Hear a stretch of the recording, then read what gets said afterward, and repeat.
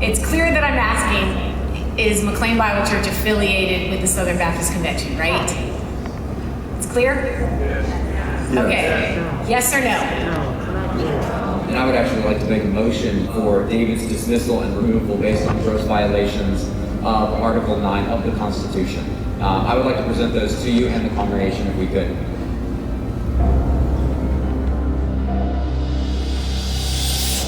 The response to that was strange. First, walking them out with security, and then being very DC in how they responded. Very carefully worded statements, just kind of that real political dodge.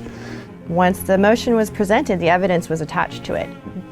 It was done constitutionally. The congregation has rights, and that was one of them. But the fact that there was no response, we heard nothing from the church. And it was from then on that the covering up, you just saw it so amped up. The church leadership position became more defensive. A few days later, the head of church security, Lucius Thompson, emailed his security staff that there was a mental health crisis sweeping the nation, and they had seen the effects of that at the congregational meeting on March 31st. To this day, neither David Platt nor the church leadership has apologized for this remark. Following this meeting, David Platt had to scramble because his lies had finally been exposed with undeniable evidence. The evidence itself came from the Southern Baptist Convention and its executive committee. He urgently began to contact Ashley Clayton from the Southern Baptist Convention's executive committee, who had confirmed to me that McLean Bible Church was indeed a Southern Baptist Convention church. Is the Southern Baptist Convention, Mr. Clayton, a denomination? It is not. Jeremiah called, what he was saying was, hey, I'm just checking to see, have we completed our process of joining the SBC denomination. That word was used several times from him. I didn't challenge that.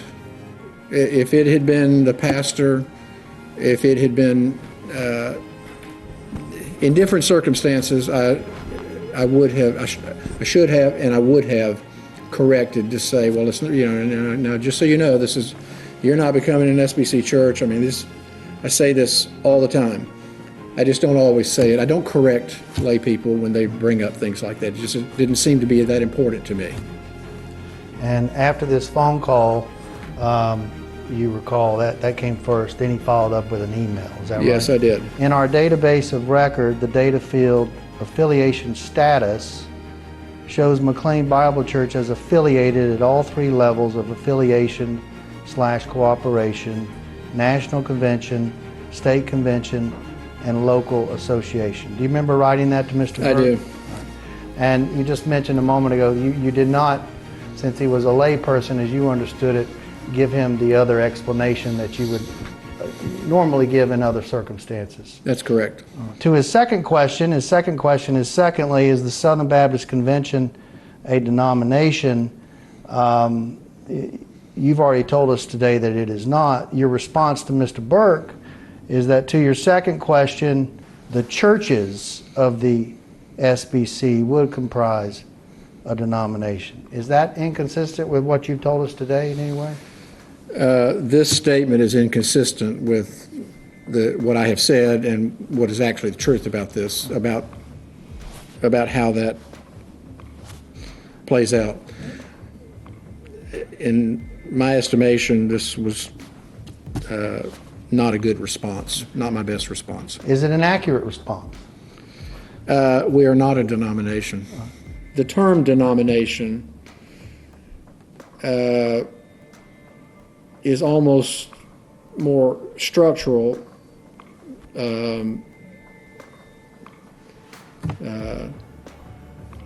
It's something that I know we are not. Okay, I'll end it there then. If I could leave it with that, yeah.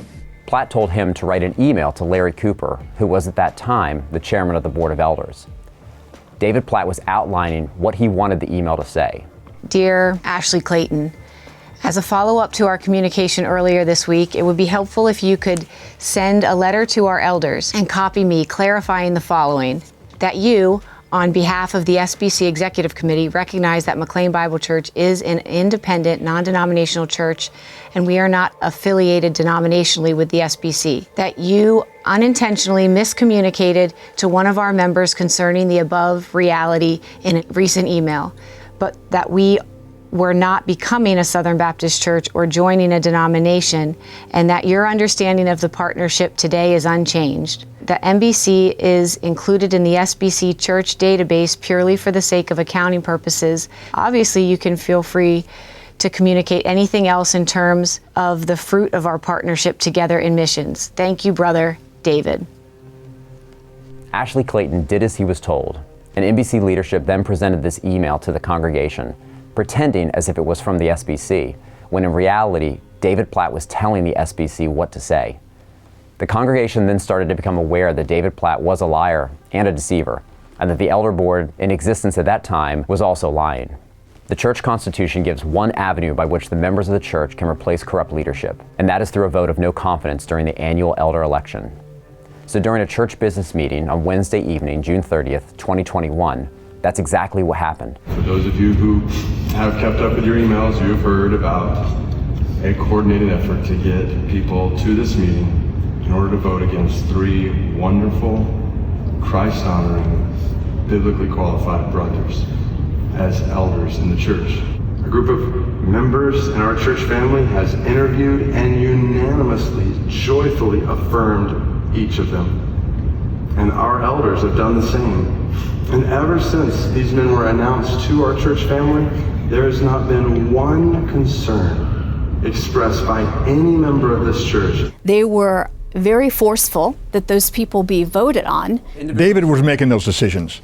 David was very vocal, well, fairly vocal about it in the elders meetings of the people he wanted. We put an elder in charge to bring candidates forward, okay?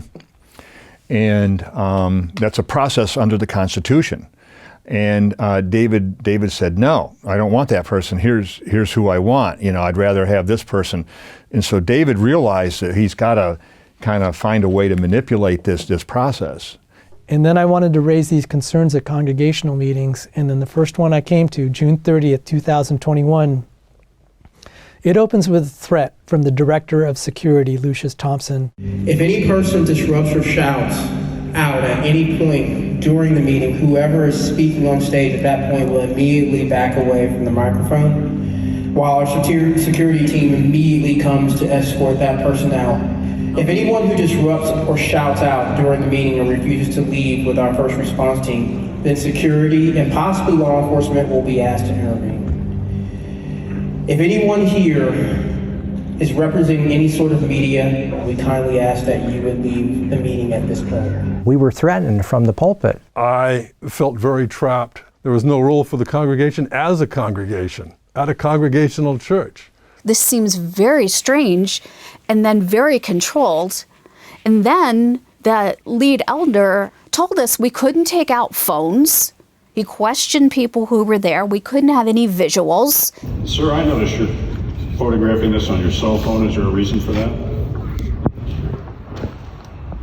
All right, well, we ask that you not do that, please. I don't know how else to explain, like, our relationships with ministries of the SBC are the same as when that relationship started in 2016, before I became pastor here. We have a process in place for the counting, observed and overseen by a third party for the sake of integrity, so there will be no question about the outcome of the vote. Now, on to the vote. The vote was taken, and after about an hour or more, lots of singing and music, the chairman of the elders came on the stage and said, we're tabling this meeting. It's not going to continue, and we'll let you know what's going on. So stay tuned. The report I have for you right now is that we have a close election, and we're going to have to process the provisional ballots, which in many cases is going to be ascertaining whether the ballot was appropriately cast or not by a qualified person. So we cannot call the results tonight. They said that we're going to have to put the votes in a lockbox, and we're going to come back, and I go like, is this a presidential to have a lockbox for elders? And I go like, something's wrong. We will be getting back to you as soon as we do the processing that we need to do. We'll be getting back to you with the results through an all-church email. So that was a little bit of a red flag. Just tell us what happened. That's not a big problem. Did you get 75% of the vote or did you not? Enough people scrapped up enough votes to say, no, we're just not going to rubber stamp everything that you're doing. And he used his power, his platform, his influence to shape his own narrative of what occurred. Elder nomination for new elders, it was defeated, but then the way the church responded was just horrible. July 4th, 2021, David went up into the pulpit and said, "We have explained and have in writing from the SBC, we're not a member of the Southern Baptist Convention." Put it out there in a way he had never before done, lying to everyone's faces. David Platt spoke July 4th, and so red flag to me was we normally call up our service members. We have them each stand during the song, each branch stand. We didn't do that, and he spent a good majority of the sermon in anger towards people who voted against the elders. You see him panic, and in the panic, he has to take the pulpit and bully and humiliate the sheep. A small group of people inside and outside this church coordinated a divisive effort to persuade others to vote these men down using disinformation and... For David Platt to take up gospel sharing airtime to talk about a group of people, including me and my husband and other people, long-term Christians who have been walking faithfully with the Lord for 40 or more years. These were the people that he was slandering. David Platt lambasted those who had stood up against these three elders. Anywhere between 70 to 78% of those who voted, depending on which ballots would be accepted from active members of MBC and which ones would be rejected from people who are not active members of MBC, which means that the final outcome of this elder election would be either just above or just below the required 75% line. David knew what the ramifications were. If the elders didn't make it, the whole elder board would get dissolved, and under the church constitution, they would come up with a new elder board and could fire David if they wanted to. Yeah, that was definitely in play. As a result of us winning that election, It was announced that there would be another vote. And the Constitution requires that you put three new elders, not the same three. And they were putting the same three elders up again. 5 of us made a very difficult decision to bring suit on the basis that the Constitution, under which the laws of Virginia regulate churches and every other organization, you must abide by your own rules. And if you don't abide by your own rules, then we want to know about it. We asked for an injunction from the court to slow things down, to prohibit this vote from taking place on that upcoming Sunday. Unfortunately, the courts did not get it on the docket to hear it, so we didn't have weeks, we had days, which wasn't a complete surprise. So the vote went forward. There'd be a couple changes this time. There would not be secret ballots, which was another large red flag. They gave us ballots with our name stickers on them. I knew that a lot of people who currently did ministry, they could lose the room for their ministry that was met at. And so I just couldn't believe it. I took a picture of it. You can easily come to the conclusion that there's some intent to intimidate, since a lot of church staff is a couple hundred, they're voting. So it was weird.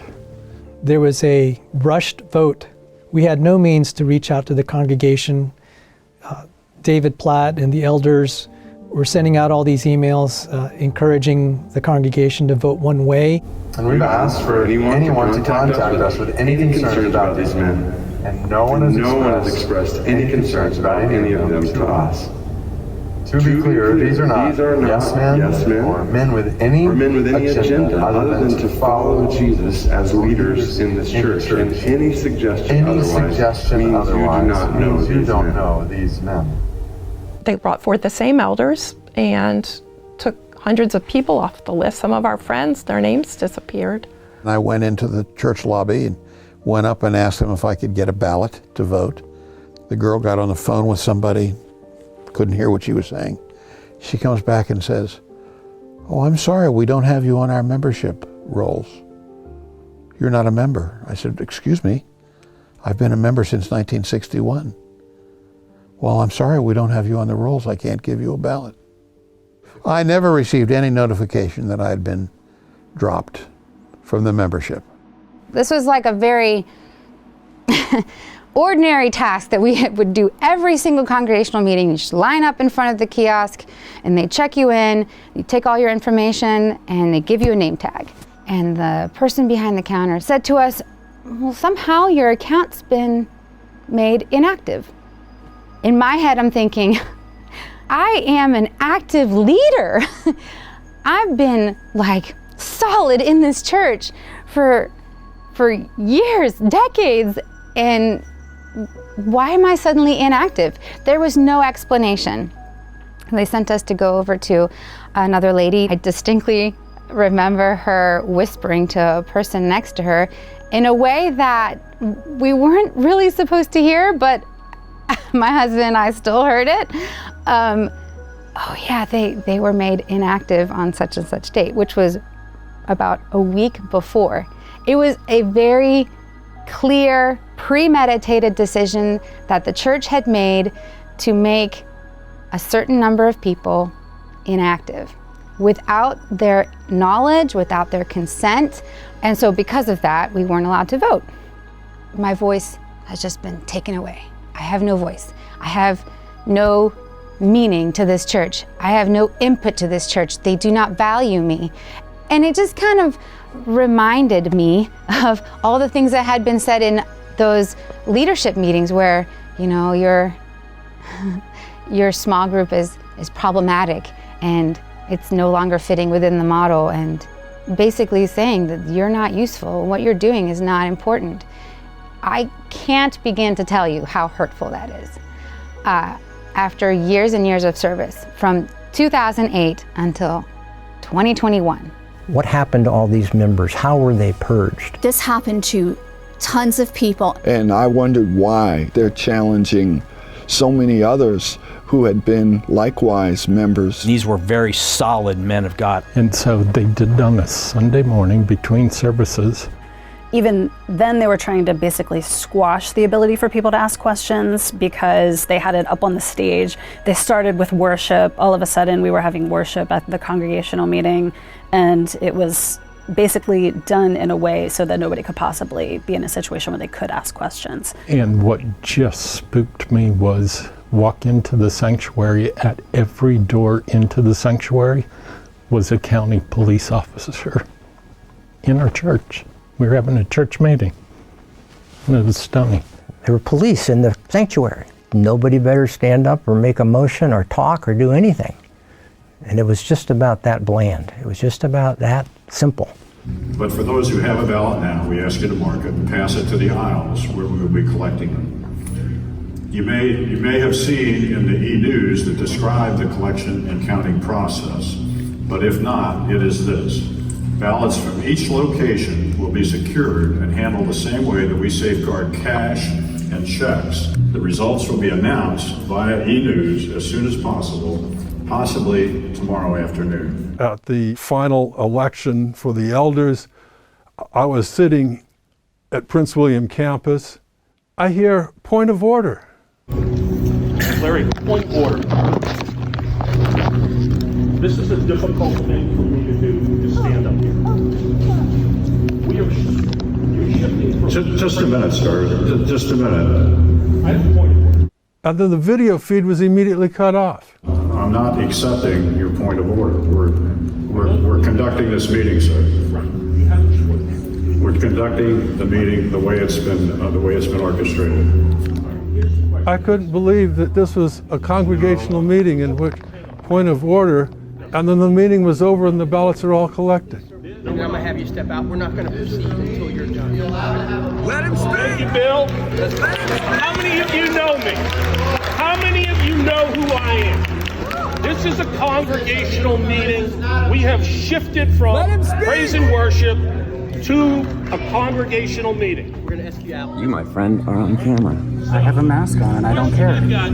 Is what is the purpose of today's meeting? It's a special meeting. And the voices And Fairfax. need to be heard. My point of order is very simple. Can we start the meeting with a reading of the minutes of the prior meeting of June 30th?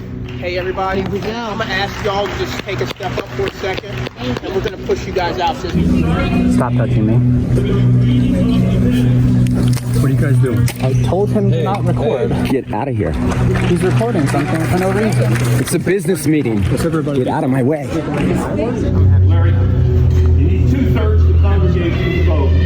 It's always been an integral part of the meeting to allow members to voice their thoughts and opinions on matters of relevance.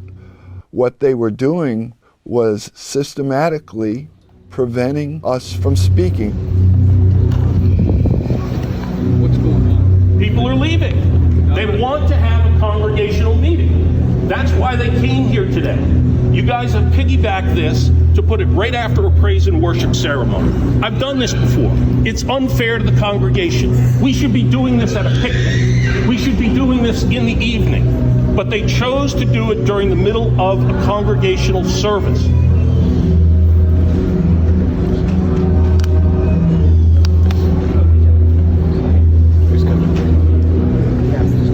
I'm serious. Can we just talk outside? Can we just talk outside? We do want to hear what you have to say. Then listen. Okay, but can we do it in a How many people would like to hear what I've got to say? Yeah.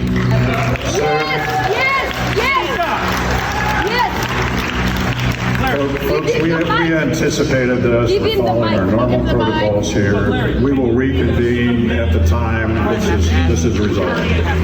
We will reconvene at the time this is resolved. I'm going to have to ask you if you guys can just clear this area out. Would you guys mind clearing out just a little bit?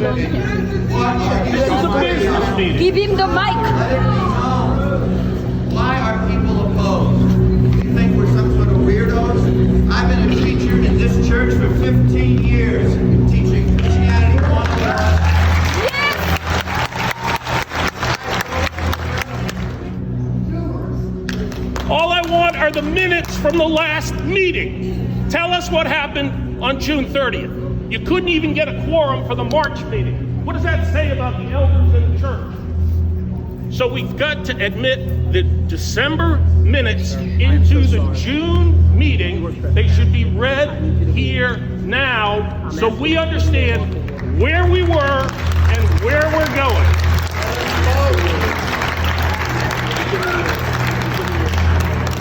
So the church has decided that it wants to have an open ballot.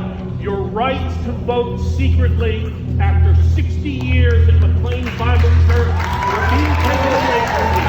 Look at your ballot. It has your name on it. This is unfair. Hey, everybody, I'm going to ask you guys to take a step back. Hit the pause button. Let's have a legitimate meeting.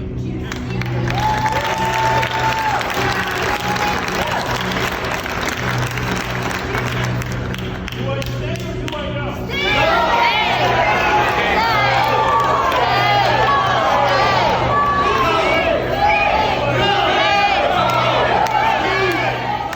He eventually was put out of the meeting. And it was those sorts of tactics that were appalling. So we're going to proceed. And if you've already cast your ballot, I know somebody passed it in already. Please continue to do that. Pass them into the right. Since that July 18th vote, MBC leadership has never held another in-person congregational meeting. There's a big legal battle for control of a church with a huge footprint in our area, as you can see right here from this map. Yeah, the Virginia Court of Appeals decided this week to allow parts of a lawsuit to move forward for control of McLean Bible Church. This is at the center of a political controversy with allegations of election fraud. Yeah, WUSA 9 investigative reporter Nathan Baca walks us through some of those claims. McLean Bible Church was last in the news when then President Trump visited for a prayer service June 2019. You know, David felt remorse for praying for Donald Trump. He wrote an apology letter the day afterwards. No, he floated that to the elders and he says, I'm going to send this out to the entire congregation through emails and through a letter. I'm going to post it up on social media. And I read that and I immediately emailed David back, and so did a couple of the other elders, bless their hearts. They said, this is an apology letter, David. But he didn't take anybody's criticism or anything, and the letter went out. My email lit up like, Craig, this is an apology. I mean, how can you allow this stuff to happen? Well, I don't know how I can allow this stuff to happen. I'm just an elder.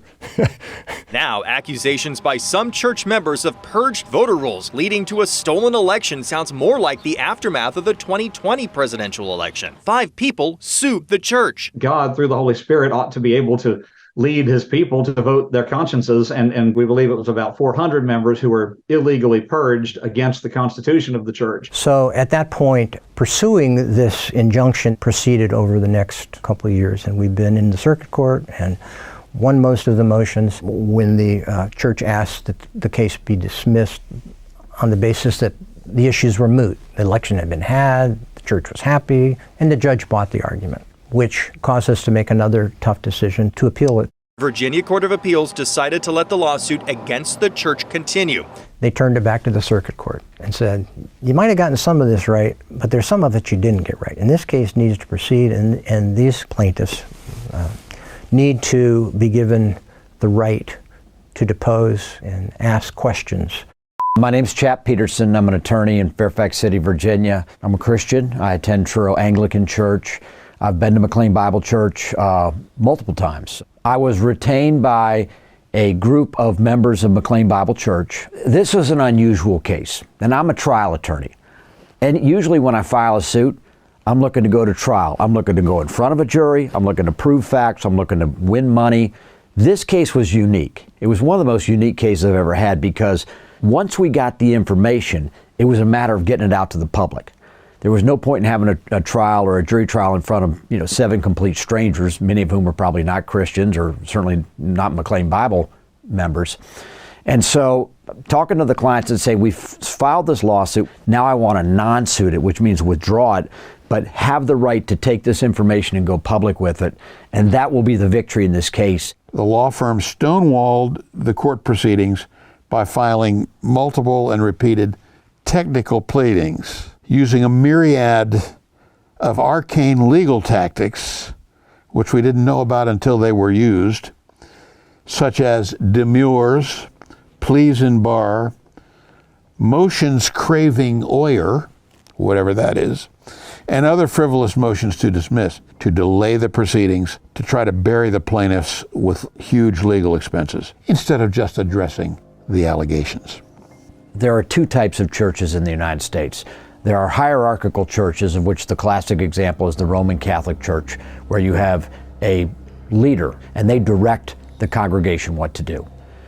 Then you have non-denominational churches, or most Protestant denominations, in which the congregation is in charge and the leadership serves at their sufferance pursuant to bylaws or a written constitution.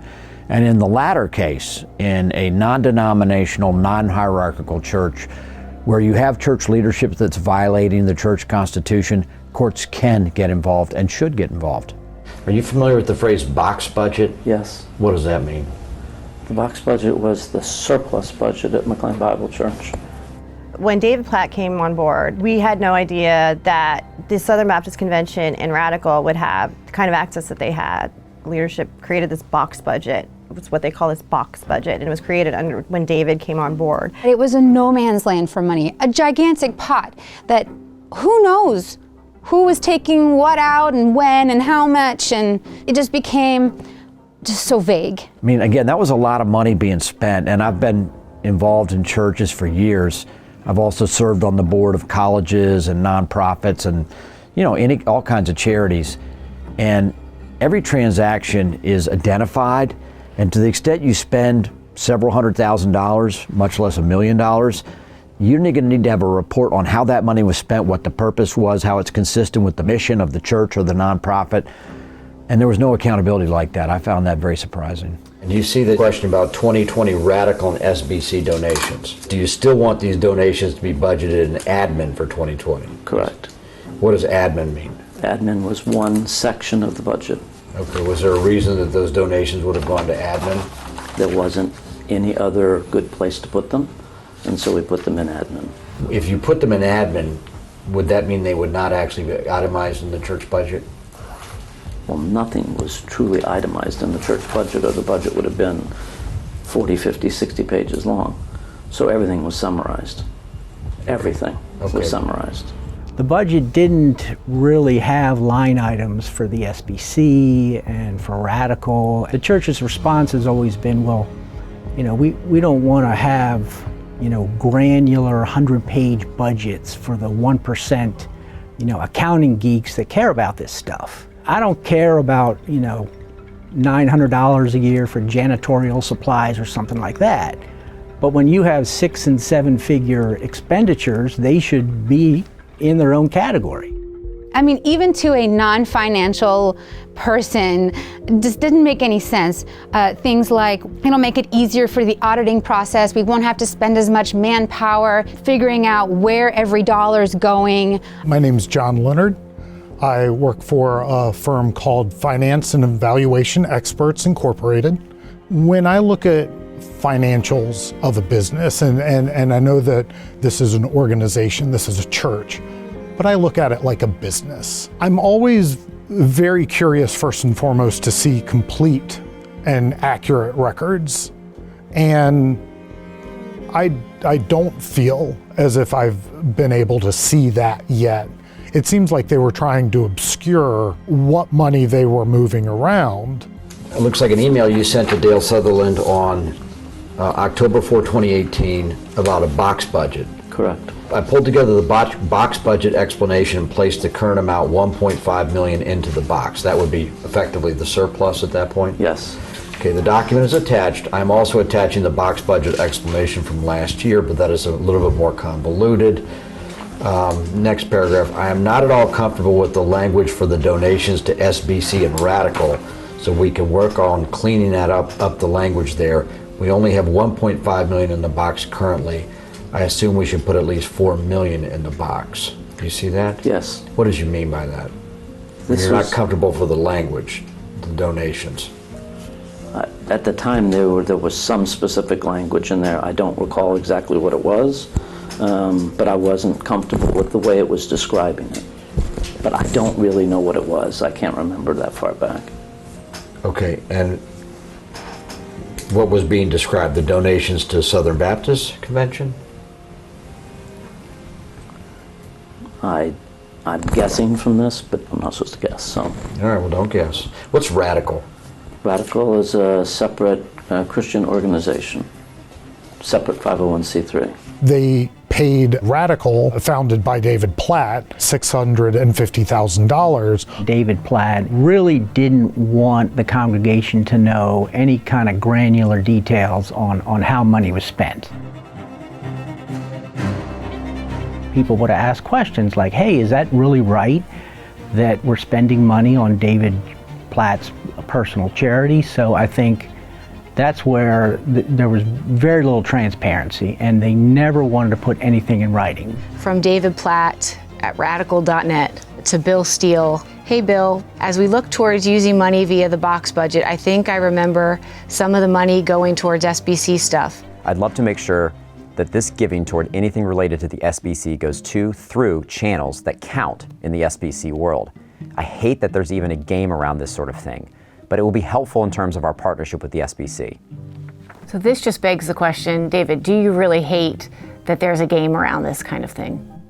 Yet when David was leaving IMB, he was quoted as saying, I hate the politics of the SBC. And I don't say that as an outsider. I say that as an insider these last 4 years.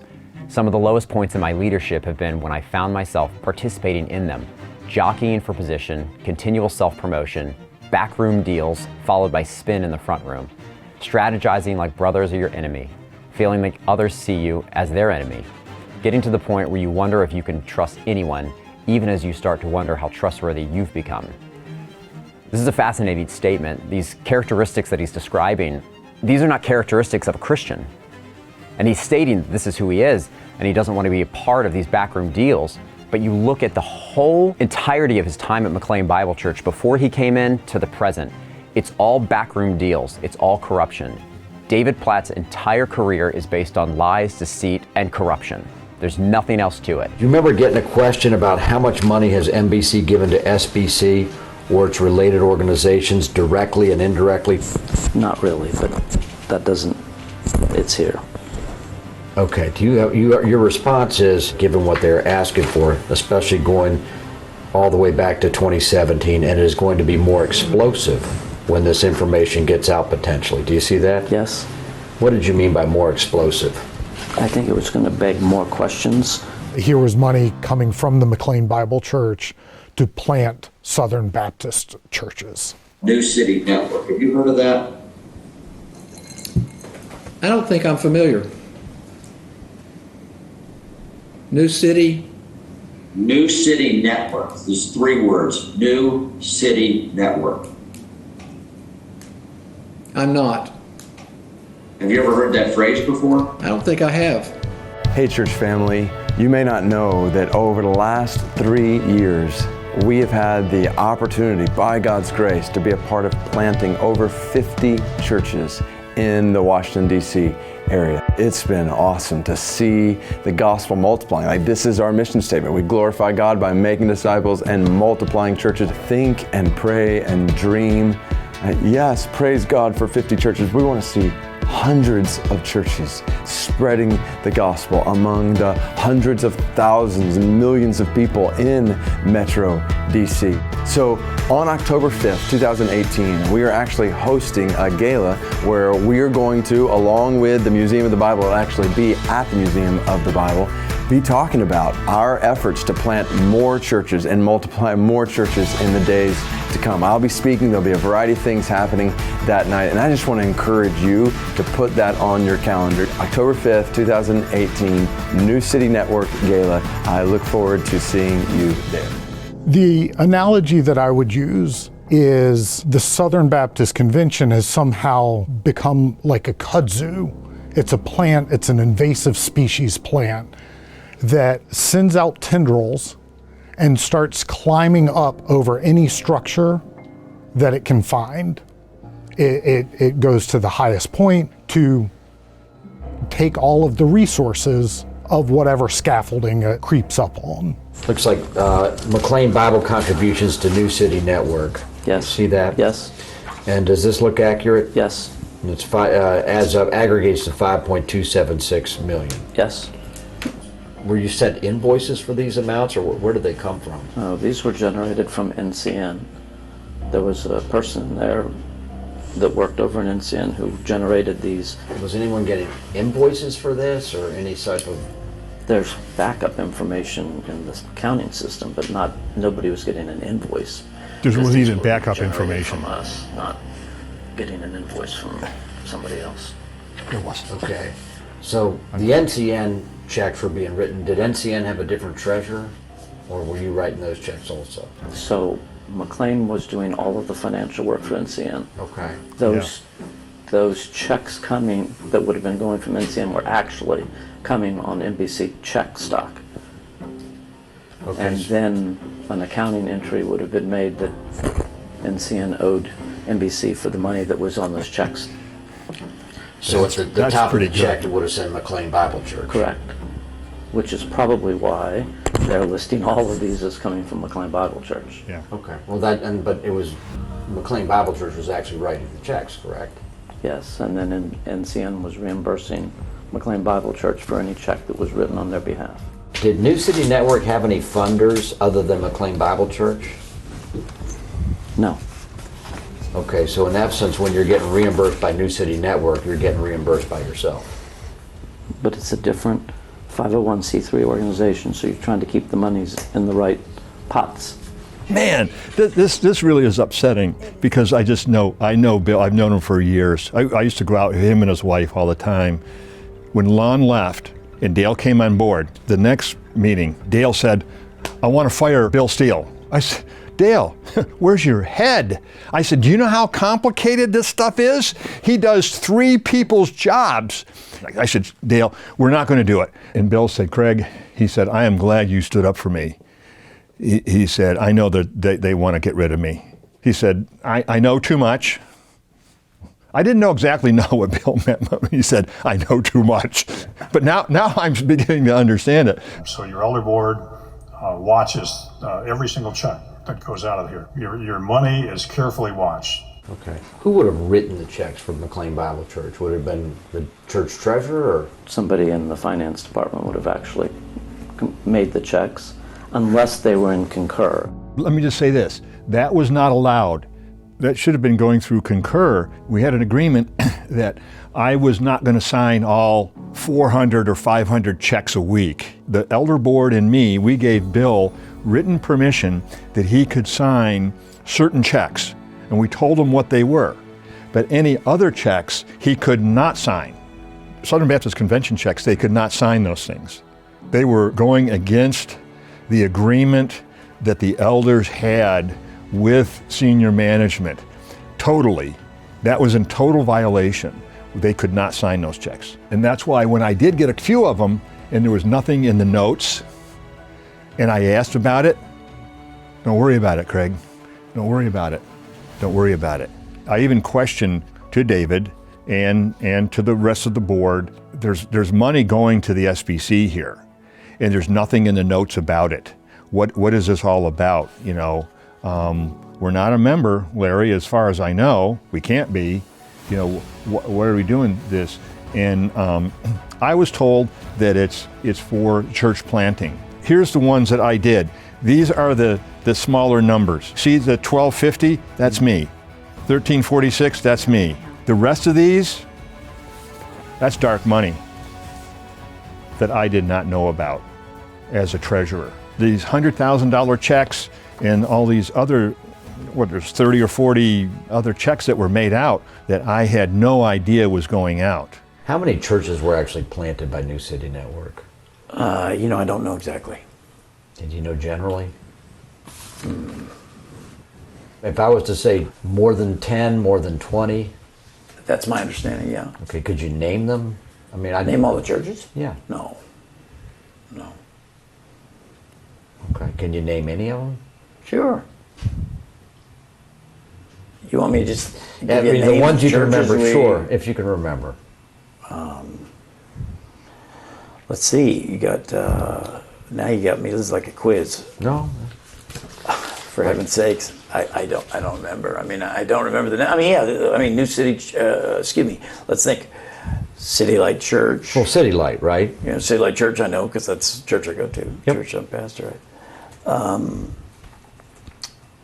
Oh, for heaven's sakes! I can picture all the pastors in my head. I just can't think of the names they gave their churches. Boy, oh boy. I went and looked up some of these names to try and find out what church was planted. And sometimes I would find information on them, and sometimes I would find nothing on them. Well, they were collecting all this money to plant churches. My understanding is that very few of these churches survived. And if they survive only on paper only. What if you use that $10,000 now to support a church planter? Just dream of all we can do. We were hearing from the pulpit that there was a small divisive group that was seeking to break apart the church, basically. You know, we've heard people asking about affiliation with the SBC, money going from NAM, Send, New City Network. Where's money going to, coming from? Our goal was just to say, hey, can we put some of these rumors to bed? Can we get people talking to each other and being good Christians again? We just want to bridge the gap. People are asking these questions. We're hearing a lot of questions about the budget. We thought it would be easy for us just to hey Nate, can you help give us this information that we can share with our friends? We thought it would be an easy ask. And it wasn't. I think our goal was always to give them the benefit of the doubt. Yeah, and we told them that. We were like, we want to trust you. We want to give you the benefit of the doubt. We heard a lot of voices saying a lot of things. We said, well, at least let's hear what the church has to say. We were asking how was New City Network funded. We were actually sitting in the room, the New City Network room. And so we said, we're sitting, I think you pointed that out. You said, we're sitting here in the New City Network room. People are asking questions about it. We just want to know, how is this funded? Wade said, oh, hold on, I've got an answer for that. I can answer that for you. And he ran out of the room and he got a book and he came back in, and it was a book written by Clint Clifton. And he said, let me read this quote to you. And it was something to the effect of, oh, Clint Clifton's amazing. He plants all these churches. We think he's incredible, yada, yada. And then he said, from Lon Solomon. He said, Lon wrote that. Yeah. There you have it. And that was his answer to us of the money. So it was kind of weird. And he proceeded to say, he said, if you have any questions or concerns with the SBC, you should be concerned with Lon, because that's where it started with. Clint Clifton is a big SBC guy. Lon knew that. He basically put it on Lon, That was kind of a theme. Yeah, that's a problem, but it's always been a problem since this was Lon's show. After that meeting, we emailed them and said, hey, we still want to see these numbers. Can you still show us these numbers? Every couple days, we sent an email and asked. We said, there's a budget meeting coming up. We just don't feel comfortable voting until we see this information. And it was, we're working on it. Somebody else has asked for that. Bill's pulling the numbers. And then come December 16th, I think that morning, we said, hey, the meeting's tonight. Can we get something? And they went radio silent. Another level of corruption that we see is with the PPP loan during COVID in 2020. The church took a $1,848,800 PPP loan, which they didn't need. It wasn't approved by the congregation, but they took it anyway, in a year where they ended up having a significant surplus. I will tell you that we had a surplus in 2020 of approximately $5.4 million.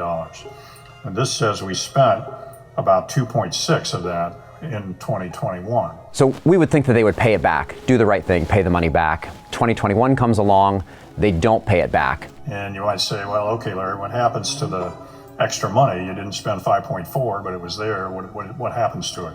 And the answer is it flows into our reserve account.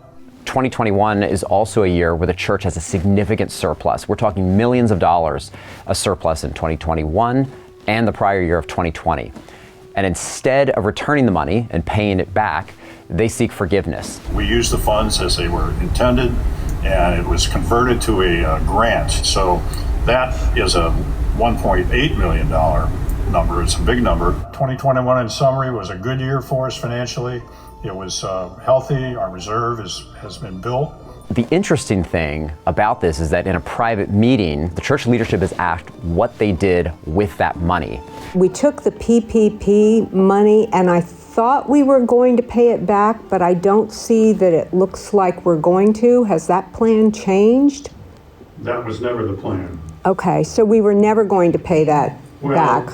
The PPP money was taken by the church, and actually, just as an aside, one of the sponsors of that program in the Congress goes to our church and came to us and said, if you want help, my office will help you get it, even though we aren't in his state. The PPP money was accepted.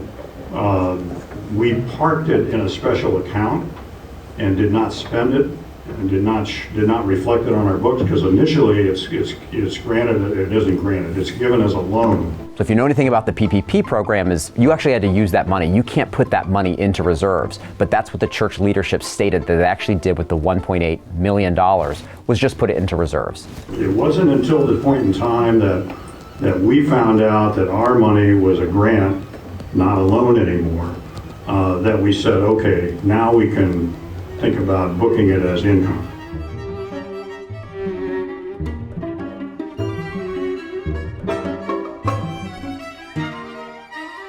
On November 29th, 2021, Laura and I were allegedly trespassed and disfellowshipped by David Platt and his illegitimate elder board. They stated in an email the following: Dear Jeremiah and Laura, we have previously notified you of our desire to meet with you to discuss your persistent and public efforts against the leadership and body of Christ at MBC.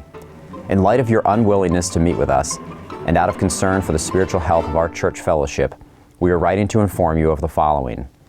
In accord with God's Word and in light of Article 5, Section 6 of the NBC Constitution, which states that members of this church who engage in conduct that is a reproach to Christ and a derogatory reflection on the reputation of his church shall be publicly dismissed from the church fellowship.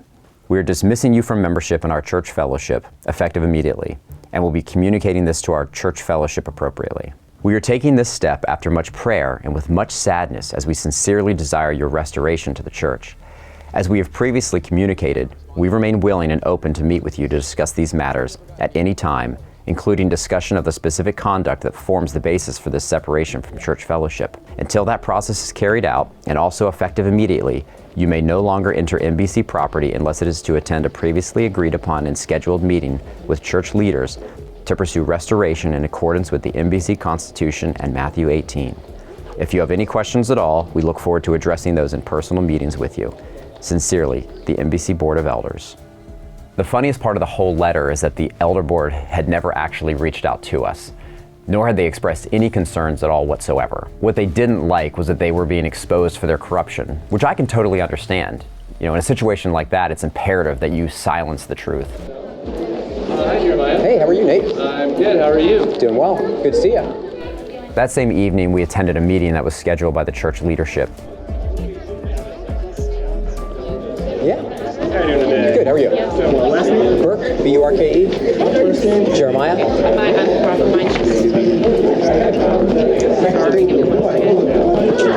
You said surgery? Arm surgery? I did, shoulder surgery, 1 month ago. It wasn't rotator cuff, slap tear. And then it's going to be in the rock tonight, so be just down there and fill it. Awesome, thank you. Britton, how are you? Good. After entering and getting our member badges, they ended up kicking us out of the meeting.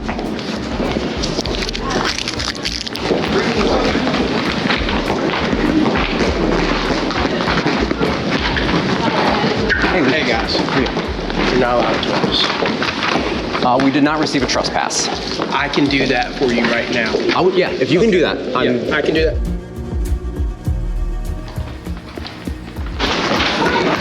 I'm going to let you know right now they are trespassing the closest door.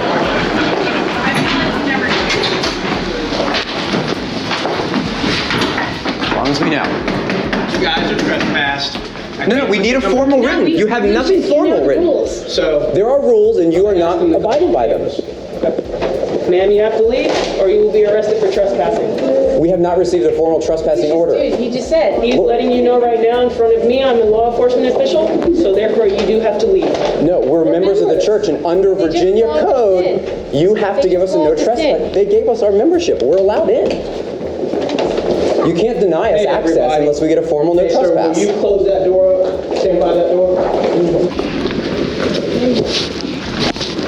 Sir, you cannot go in here. You can give me a no trespass if you'd like. Sir. I can get a no trespass. I'm happy to receive one. We can make this easy or hard. Let's make it as easy as you'd like. Now he has let you know that We have not received a formal no trespassing order at all. None. And I'd like to see if Larry's here, because Larry's the only authority in the church. Okay, sir. I'm just going to ask you to stop.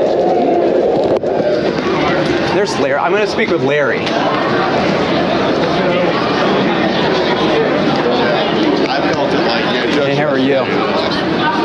Yeah. There you go. Hi, Larry. Family special. I need a formal no trespassing order if you're going to remove me. I haven't received one.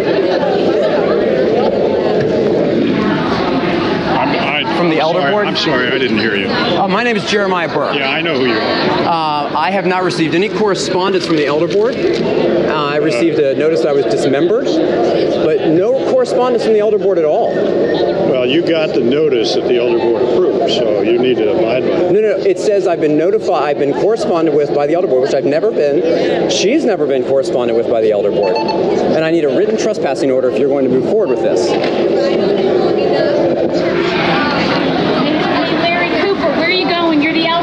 Larry, you're the chairman. Why are you running away, Larry? The other door. Where are you going, Larry? The other door. Larry, You've got to. why are you so scared, Larry? You guys have to leave. You are trespassing. We have not received a no trespassing order. We have not received a no trespassing order. We've not received a no trespassing order.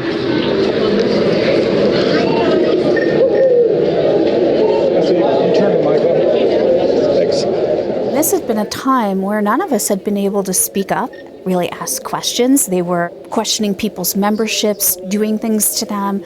I had seen several people harassed. I came to the meeting like, oh, we're finally going to get a chance to maybe ask a question, speak. And all of a sudden there was a scene with Jeremiah, Laura, and their 4 children. I'm not sure why they were let in to then be dismissed at that meeting. They had done this numerous times with Jeremiah and Laura. They were isolating them, pulling them out like, a criminal in front of their children. We haven't received a formal trespass, yet they say we're trespassed. That's the issue. Sir, he has told you in front of me, a law enforcement official, that you are trespassing. You have to leave or you will be arrested for trespassing. This is a private property, and he is... I'm a member of a private property. Member or not, he is saying that you are trespassing and they do not want you on the property. The Holy Spirit just prompted me to get up and speak. This guy is a member of our church for a long time, and they gave him a badge to get in. I got in. And now they want to say that we trespass on a church. There should be notification. There should be notification for members of any breakage of rules and due process. And we have not had due process. And those of you who are leaving because of detention, you need to stand up for your church before every liberty is gone.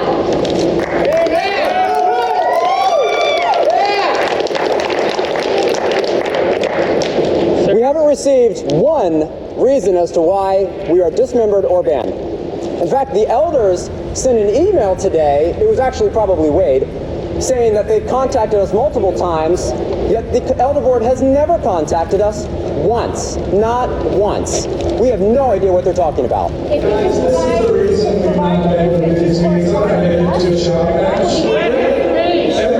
to be given the opportunity to speak. There's a sign-up sheet. It's not the way to conduct a meeting. It's not the way Christians are supposed to interact with one another. So, if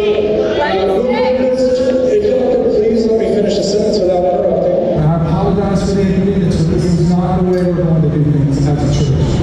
So we'll give this a minute or two, see if it calms down, or see if this issue can be addressed. If not, then we'll suspend the meeting and try to do this another time. Hopefully cooler heads can prevail. But this is not okay. So what's the issue? He's a church member. Can I ask a question? Excuse me, can I ask a question? Can you explain the issue? Can you explain what's happening? Excuse me, can I ask a question? All of a sudden, they wanted to shut the microphones off and cancel the meeting. We will go.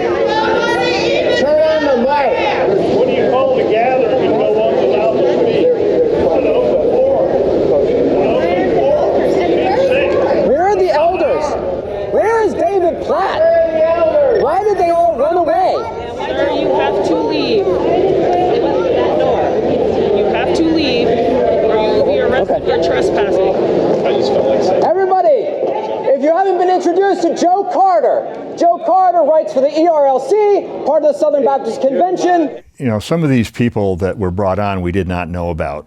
Now Joe Carter, I just remember having a conversation with Tom McMahon we were just shaking our heads on some of the stuff that Joe Carter was saying about the Department of Defense. He thinks we're an evil nation, it sounded like. And I'm thinking, wait a minute, who is this guy? Hey, keep it moving, man. Eric Saunders, a graduate of the Southern Baptist Seminary. I'm a pastor here at McLean Bible. And my question today is, how do I love my transgender neighbor? We have a Savior, Jesus, who has experienced the ultimate feeling of not belonging in his body. You could say in that moment that he experienced a kind of dysphoria. And he did that for what? For us. This whole thing is Southern Baptist. Joe Carter, if you don't know him, now you know him. Brother, this is not the way to do things, brother. This is not the Southern Baptist, Southern Baptist, David Platt, Southern Baptist. not the way to do things, brother. I'm praying for you, brother.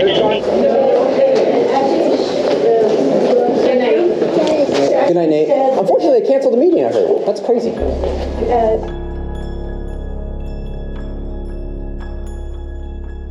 We're still waiting to hear from church leadership on what sin either of us committed to warrant their failed attempt at disfellowshipping us. So after they kicked us out of the meeting, they pressed criminal trespassing charges where they took us to Fairfax County District Court, where we faced up to 1 year in prison each.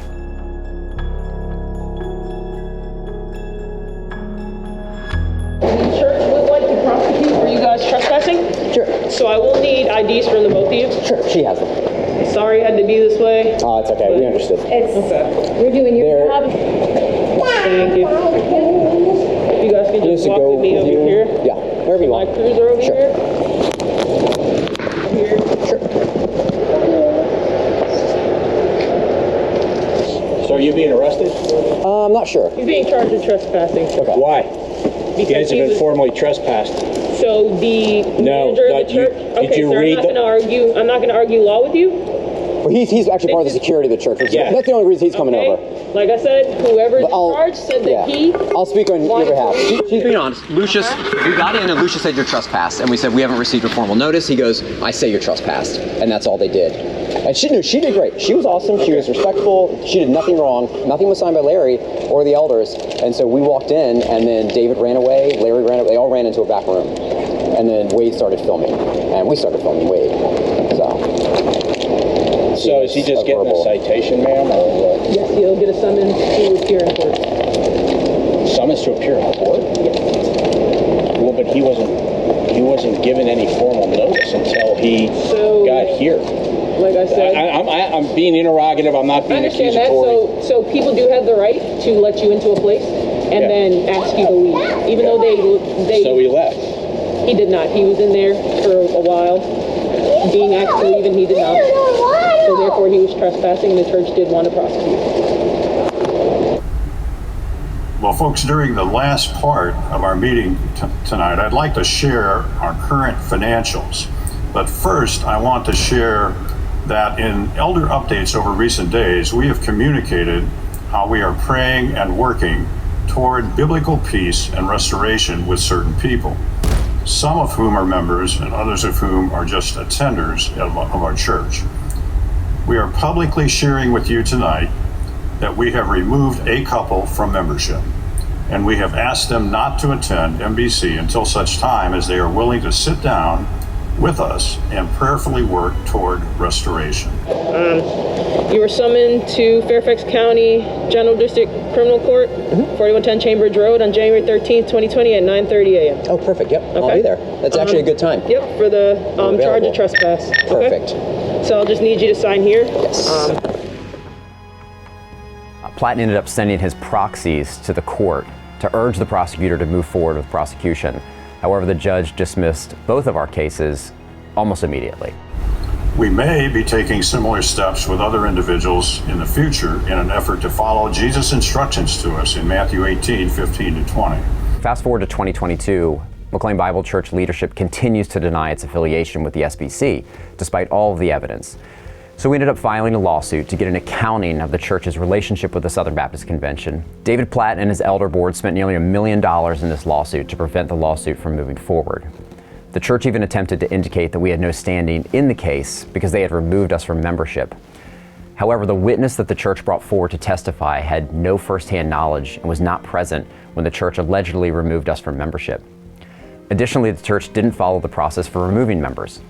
So in reality, the judge rejected David Platt's attempt to enforce church discipline on us. One of the things I do in addition to being a lawyer is I also teach constitutional law at George Mason, the Scalia School.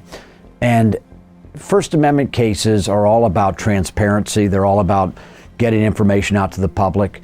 Now, this is a church, so it's a private organization, so it's not the same as, say, a public agency. But the principles are the same, that where you have information, the people that have a right to that information should not be shielded from that information. And there are a lot of famous First Amendment cases, for example, the Pentagon Papers, which had to do with the Vietnam War, where, for example, the Nixon administration said, well, we don't want this getting out to the American people because they might get mad and start questioning our strategy. Well, that's really almost a perfect parallel to what happened in this case. And I said to the court, you know what? It's not enough for the lawyers to the church say this is a harm to us because our own parishioners might find out what we're doing with their money. That's not an effective argument. And the judge agreed. And that was very satisfying to us. I think it was middle of January, we reached out again and said, we never heard from you. We'd still like that information. And they said, I'm confused. Why do you need this information? We just passed the budget. Because they just passed the budget at the December 16th meeting. We said, well, because we've been asking for the information for 2 months, can you please give it to us? We can't give you this information. You have to come in and sit down with us. We were being questioned, like, well, what are your motives? Why do you, when we had the January meeting, it was like, well, I'm concerned, why do you want this information? What Chuck said, if you see that there's money coming from SBC, what is that going to alarm you? Like, why does that matter to you? I mean, they said, we just want to know, like, are you really a member here? Are you really involved? Is this still your home? Before we give you this financial information, we want to know that you do have good intentions. So that was literally the first 43 minutes of that meeting before they actually called the lady in to finally show us some numbers. I would say the numbers were unclear. You know, they would show us 1 year that showed some itemized, and then 1 year, like 2020, was just a blank bucket, like 176,000. Didn't show where it was from or anything, or who it went to or anything like that. Given that at that point, I think we had paid a babysitter to watch our kids for an hour-long meeting and spent the first 45 minutes going through the, hey, can we trust you with this? We didn't get very far. We got to look at some numbers, and it was kind of a, hey, are you satisfied now? Yeah, I'm a CPA by background and kind of feel like I owe it to the church. I should pay attention to the financials. My husband wrote a couple of lengthy letters asking just simple budget questions, and he got a letter saying that he was under Matthew 18 discipline, and what was it? They were threatening, I guess, excommunication. Didn't explain anything, just dear brothers and sisters, the elders have decided this. And until you come and meet with us, we're breaking off all communication. And then they actually said, your wife has refused to come in and meet with us, but since you're the head of the household, we suppose we'll let you come in without her. They had never asked me to come in, so that wasn't true. He said, I'll go in, and he met 2.5 hours behind closed doors with one elder and the campus pastor, and they didn't answer a single question. And they couldn't explain.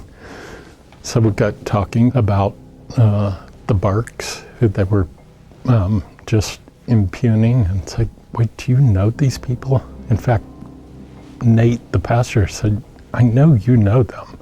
And then they attacked this other guy, Sal. I made a satire video of the attendance history of McLean Bible. No elder, no one in leadership said, Sal, what you're doing, we need to have a conversation. No one said that. The first that I heard that they were disappointed was a letter to the entire congregation. They said, there's a certain individual who's been targeting the 4 campuses. He's been a security threat, and no mention of specifics. The first action that they did was to pull me out in the middle of a worship service at Loudoun County. In the forums, if you couldn't make it, you could send your questions in by email. I had several questions about the SBC and Radical, and I sent those questions into the church. About 10 days later, I got an email from the church. It looked like a template, and I wasn't sure why I was getting it.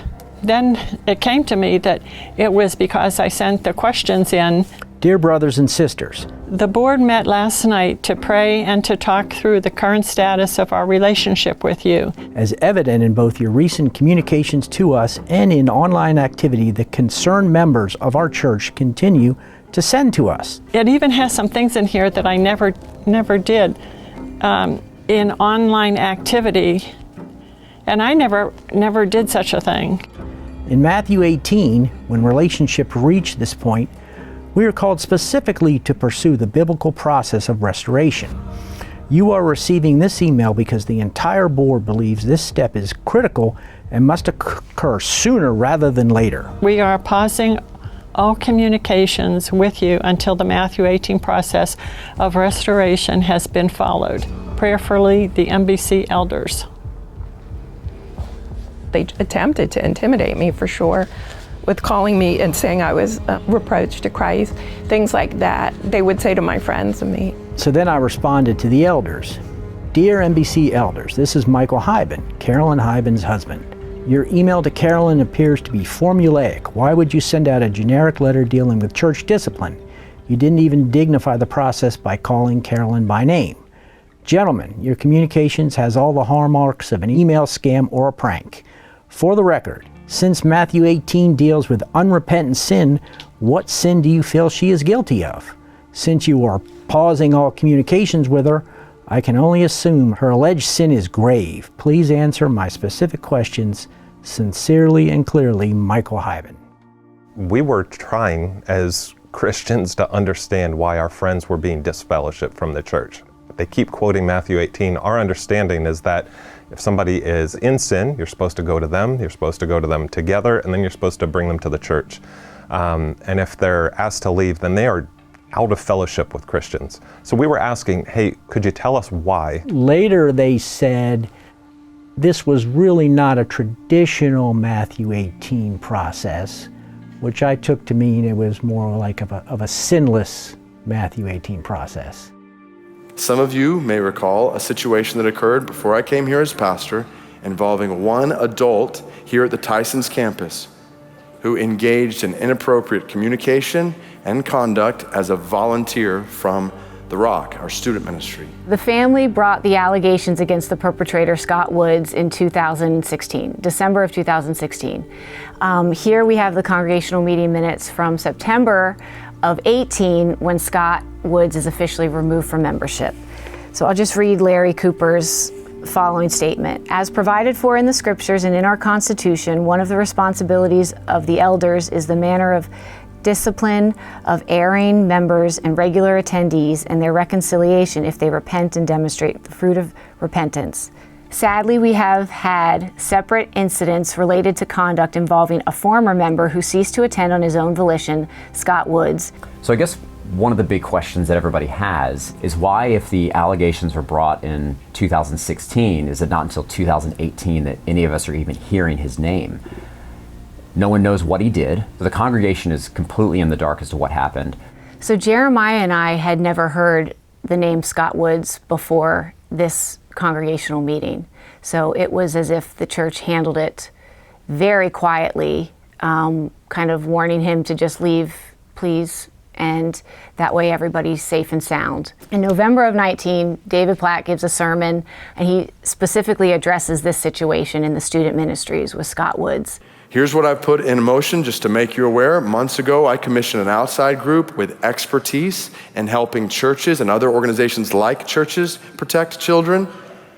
I have asked them to evaluate all of our policies, procedures, and practices at MBC in the past, including that situation, and the present, to make sure that we are doing everything we possibly can to protect children.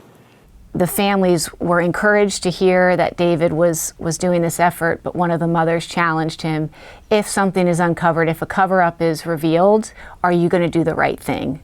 And he promised her yes. Yes, that situation was years ago. Yes, that volunteer is no longer in our church. And yes, these security improvements were good. To this day, we still don't know the results of that. We got a very high level, this is not good, but we never got any details.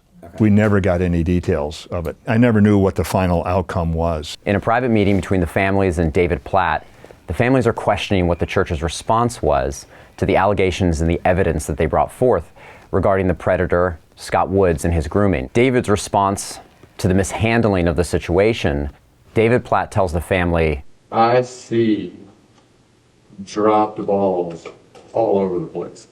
So who actually received the 130-page document that this family left for Lon Solomon? Here's the heartbreaking letter to Lon from an attendee of 22 years. Lon, we left for you at McLean Bible Church a 130-page letter and supporting documents dated July 5th, 2017, providing irrefutable proof of inappropriate sexual and illegal behavior by Scott Woods, a volunteer youth leader at The Rock. We would like to know if you ever saw and read the information that we left for you. If so, why didn't you ever say anything or contact our family or the other families? I just received a copy of your email to me via Lon Solomon Ministries regarding your son, dated May 20th, 2018. I must confess that I was shocked, saddened, and taken totally by surprise. I had to read it over and over several times to be sure I understood all the things you said in it. I have never received any correspondence of any kind from you or anyone else regarding this situation. I certainly did not receive the 130-page document referenced in your email that you left for me at McLean Bible Church in July 2017. Nor was I ever informed by anyone at MBC about your situation or that it even existed. Your email represents the first I have heard about it. By early 2017, I had signed my succession agreement with MBC and had been removed by the elders of MBC from all operational responsibilities. So, in July 2017, although it may have appeared differently to some, the truth is I had been transitioned by the elders of MBC to the role of senior teaching pastor, a role with no formal operational function or control at MBC. I can assure you that had I been told about your situation or received your letter that you mentioned in your email, I would certainly have contacted you right away. Furthermore, I do not know who this Scott person is, nor was I aware until I received your email of any of these allegations against him. Moreover, I was not a part of, nor did I have any knowledge of, the way this situation has been processed by MBC. I'm leaving for Israel tomorrow for ministry until early June. As you know, I am no longer preaching or involved at MBC in any official or unofficial capacity. But as your former pastor, I want to be available to the degree I am able to minister to you and your family upon my return. Sincerely in Christ, Lon. So it begs the question, who actually received the package with 130 pages of evidence that this family left for Lon Solomon? Obviously, according to Lon's email, he didn't receive it. But David was notified about this incident when he joined the church. So someone had to receive it and become aware of these allegations. Someone in leadership or multiple individuals in leadership had to know about this. Because we're hearing things about what the parents are saying and what went on. And, you know, Dale, he's just trying to kick this thing down the road or kick it under the rug. You know, he's hoping it will just go away. It's like a bad dream. But it didn't go away, you know, and Dale never handled it correctly. Justice hasn't been served for this man. I've seen images that he sent to these children myself, and it's vile. It appears that David Platt and the leadership of McLean Bible Church care more about the reputation of themselves and their institution than the children in that institution. David sees all the chaos going on and the bad publicity, and if it gets worse, David just wants to get out. David's going to come up with a resignation. Hey, I'm going to go now do this. This is what God wants me to do. Maybe even after this documentary comes out, you know, who knows where he could go. They've set the Constitution up so that he could leave without notice. Basically, he could leave on a dime, which feels like if things got too difficult for him, he would just walk out and he would claim, I don't know, being called to the missions field or some other urgent business that he had to leave on. And he hasn't quite let go of the reins to Mike Kelsey yet, almost as if he doesn't trust him. So I go back and forth on it. I don't know whether he's setting himself up to leave or not. Well, I know he's setting himself up to leave. Whether he will leave or not, I don't know. It feels like he's just keeping his options open so he can leave in a hurry if he wants to. What matters after all this time has gone by, after all the pain that people have gone through? What matters is that we follow God's commands. And God's initial commands were the 10 Commandments. And one of those 10 Commandments is do not lie. And that is the main problem here. Lies have to be revealed. The process that I witnessed was wrong, and it was without integrity, and it needs to be exposed. The founders of this church would be appalled. My parents would be appalled, and my father would be sitting here in this chair instead of me. So I'm here representing and standing firm, first of all, for the Lord, for McLean Bible Church and the founders and my parents. Take no part in the unfruitful works of darkness, but instead expose them.